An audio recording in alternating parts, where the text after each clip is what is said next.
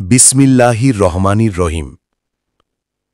হজরত মুহাম্মদ সাল্লাল্লাহু আলাইহি ওয়াসাল্লাম জন্মগ্রহণ করেন বর্তমান সৌদি আরবের মক্কা নগরীতে কুরাইশ বংশের বনি হাশিম গোত্রে ৫৭০ খ্রিস্টাব্দে হস্তি বৎসরে।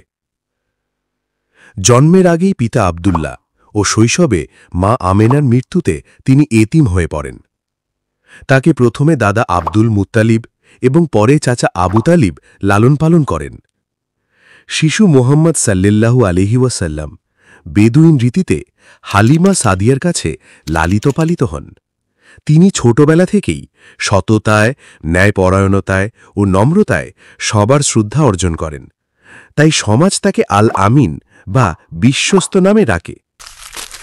যুবক বয়সে ব্যবসায়ের সুনাম অর্জন করেন এবং ২৫ বছর বয়সে সম্মানিত ব্যবসায়ী নারী খাদিজা রাদিয়াল্লাহু আনহুকে বিবাহ করেন।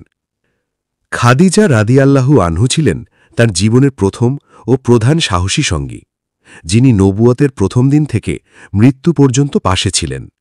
মুহাম্মদ সাল্লাল্লাহু আলাইহি ওয়াসাল্লাম ৪০ বছর বয়সে মক্কার অদূরে হেরা গুহায় ধ্যানরত অবস্থায় ফেরেশতা জিবরাইল আলাইহিসসালামের মাধ্যমে প্রথম ওহী লাভ করেন।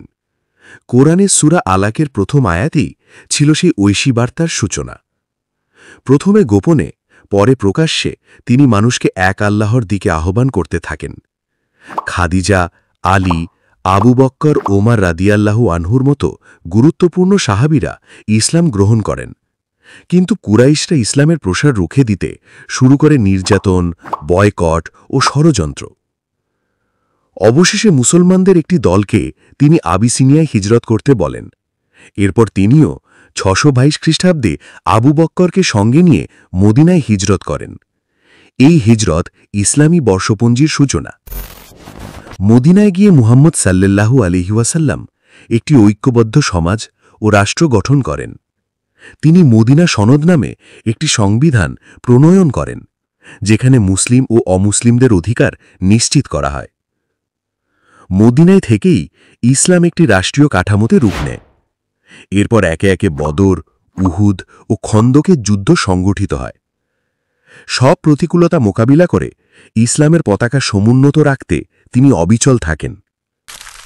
৬৩০ খ্রিস্টাব্দে মুহাম্মদ সাল্লাল্লাহু আলাইহি ওয়াসাল্লাম ১০,০০০ সাহাবীর সঙ্গে বিজয় বেশে মক্কায় প্রবেশ করেন। বিনা প্রতিশোধে তিনি সকলকে ক্ষমা করে দেন এবং কাবা থেকে মূর্তি অপসারণ করে একত্ববাদের ঘোষণা দেন। এটি ইসলামের এক মহান বিজয়। ১০ হিজরি সালে তিনি বিদায় হজ পালন করেন এবং সেখানে একটি যুগান্তকারী ভাষণ দেন, যা মানবাধিকার, নারী পুরুষের মর্যাদা, সাম্য, ন্যায় ও ইসলামী মূল্যবোধের চূড়ান্ত ঘোষণা। তিনি বলেন, আমি তোমাদের জন্য দুটি জিনিস রেখে যাচ্ছি, আল্লাহর কোরআন এবং আমার সুন্নাহ। এগুলো দৃঢ়ভাবে আঁকড়ে ধরলে তোমরা পথভ্রষ্ট হবে না। এবং তিনি এও বলেন, হে আল্লাহ, আমি কি তোমার বার্তা পৌঁছে দিয়েছি?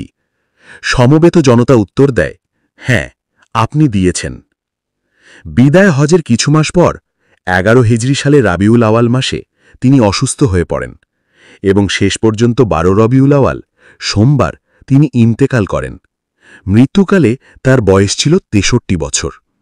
তিনি আল্লাহর প্রেরিত সর্বশেষ নবী, যার মাধ্যমে ইসলাম পূর্ণতা লাভ করে এবং পৃথিবীতে তৌহিদের আলো ছড়িয়ে পড়ে।